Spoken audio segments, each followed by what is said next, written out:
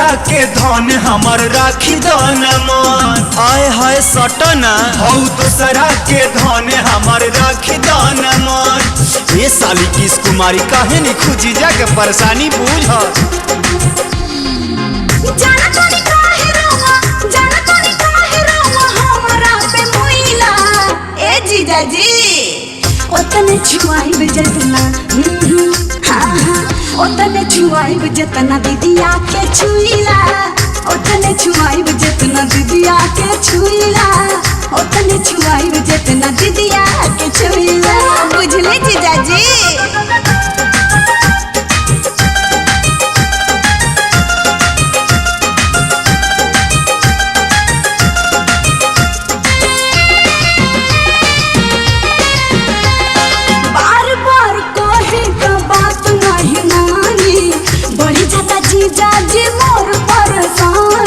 सुना बोली ऐठ के बैठिए जइबू ढेर मत बोला। अच्छा जी साली हो सूद ताहार बड़ुए समान हो।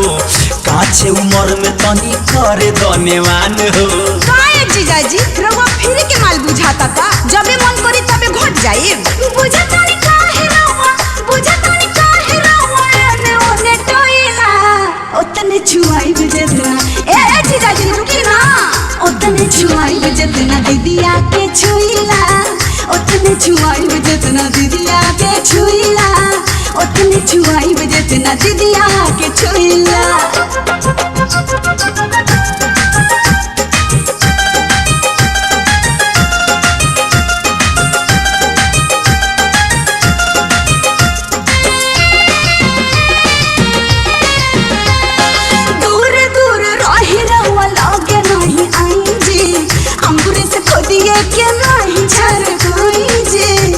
हम तारा खोदा खोदी करे आइल बानी बौरा हिन कहीं के। जानो तानी माजा तोहरो आवताटे ओतने भीतर भीतर ओनी ठत बानी जे तने। ए जीजा जी आइठी मत हाई पेप्सी के डंटी धर।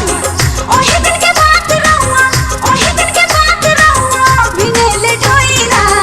ओतने छुआए ए जीजा जी ओतने छुआई बजना दीदिया के छुईला। ओतने छुआई बजना दीदिया के छुईला। ओतने छुआई बजना